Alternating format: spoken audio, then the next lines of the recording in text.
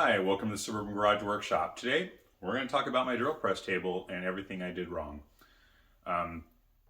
So what's wrong with this drill press table? Well, let's talk about what works great. It works great. I like the size of it. It's got this removable insert and I can just cut plywood blanks to go in here and these get chewed up rather than the melamine surface here. I've got this hose which is bendable so I can use it to suck most of the dust out. It doesn't get all the big chips, but it gets all the small stuff. It works great. It's got a completely adjustable fence. I can adjust the fence anywhere I want in here. Fence can come off. I can use the front rails here and put, hold downs on this to be able to hold work in place. It works great. I have no complaints about that. The problem with this table is when I built it, I didn't think about how the other pieces on this drill actually work. And here, let me cut away here and show you what's wrong with this drill. So the first problem is that the lever to bring the spindle down hits the fence when the fence is in certain positions. Primarily it hits the knob on the top of the fence that I use to tighten the fence down. So I put the rails in kind of the wrong place. So that's problem number one. Problem number two is probably the most common problem that people have when they build a drill press, is they don't take into account the lever for raising and lowering the actual table. So basically the lever is hitting the table. So it's kind of a fatal problem. Okay, so how are we going to fix that? Well, how I fixed it temporarily was, you'll see that I've got two of the handles missing because this gives me enough throw to basically bring this all the way down the full length. And that takes care of that problem. Sure, it's annoying. It doesn't always work. If the fence is still too far forward, it still hits. So at some point, the fence is going to have to get redesigned. The bigger problem is the adjustability on the fence height. Because of the problem with the handle hitting, there really is no good solution. I mean, I could build out an extension and bring the handle way out here, and that's what most people do. I could cobble together some kind of, gearing system and put the handle in the front. There's all kinds of ways people overcome this. I think I'm going to do something a little different. I think what I'm going to do is lower this table down and build essentially a riser block.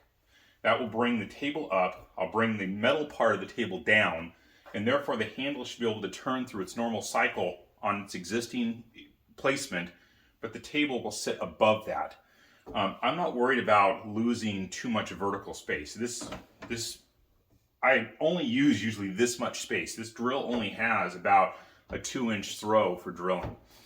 So all this space down here is essentially wasted space. I'm not drilling, 10-inch thick pieces of lumber sideways. I never do it. It never happens. Now that I say that something's going to happen, I'm going to have to drill a piece of 10-inch after I build this. I just know it. Then I'm going to have to redesign this fence.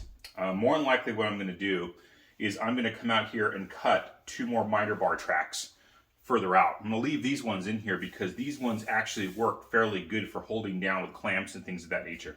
Anyway, so let's get to it. Let's build a riser block and let's see how we do. Okay? Sounds good. So the first thing I'm going to do is remove the fence and then remove the table from the cast iron base. And then I'm going to lower the table so I can get some basic measurements to see how much clearance I'm going to need for the spacer. I'm going to go ahead and get my router table set up so I can go ahead and basically route those new T-tracks. This is my router table actually hangs on some folding brackets off the end of my primary assembly table, and you can see it just kind of slides out. I don't keep the router in there because the weight of the router hanging sideways like that will deform that phenolic plate, so I just kind of attach it when I need it. I don't use it all the time. So what I'm doing here is basically getting the bit in the router, and then I'm going to go through and get it mounted under the table, and then I'll start adjusting the fence. This Bosch router I'm using comes with a base that allows me to adjust the height from the top. I just have to unlock it by reaching underneath, and then I can use a little hole that comes through the actual router plate, and I can adjust the height to kind of bring it up. I'm going to be making this cut in a series, or basically making this dado for this T-track in a series of kind of shallow cuts, so maybe like, I don't know, 1/8 inch at a time, so I'm not trying to hog off too much material at one time, especially that first cut where it's cutting through that melamine. It's kind of hard on the bits.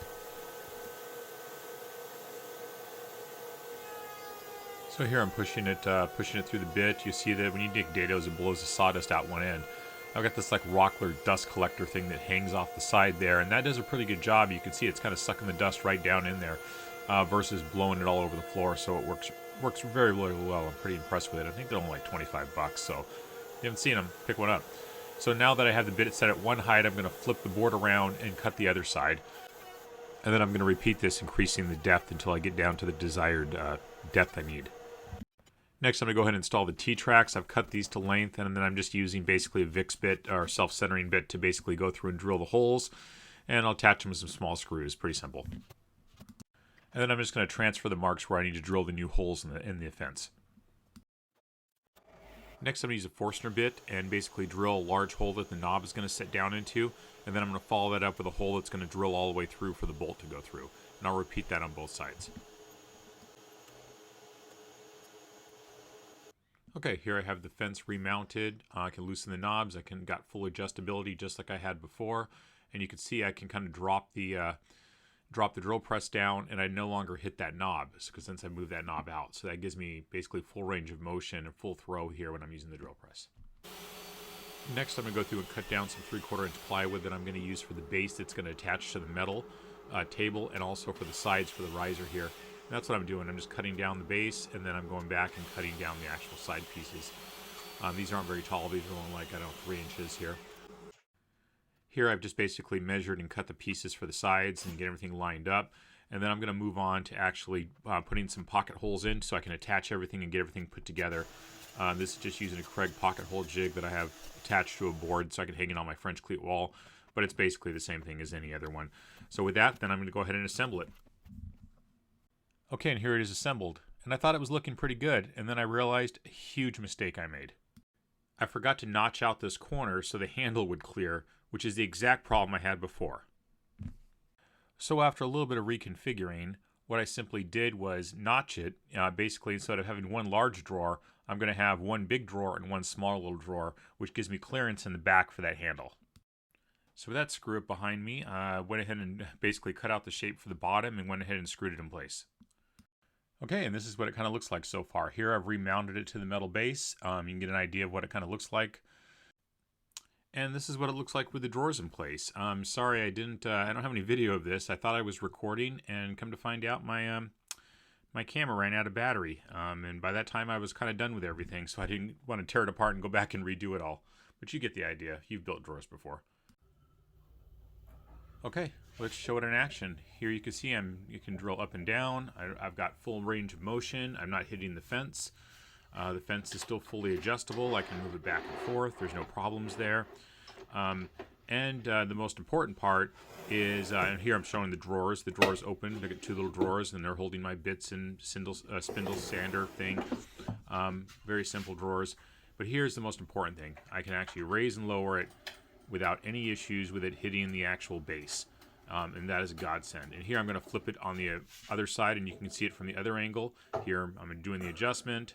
You can kind of see the construction of the base there.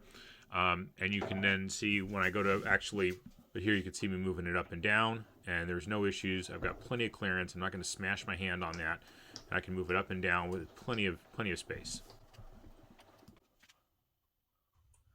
Okay, we're all done. I think it worked out pretty well. So this is proof. Mistakes happen. That's why pencils have erasers. This isn't, we're not building something super expensive that, we're selling to a customer and have to deal with that mistake. This is shop projects. Mistakes happen. And they're learning experiences.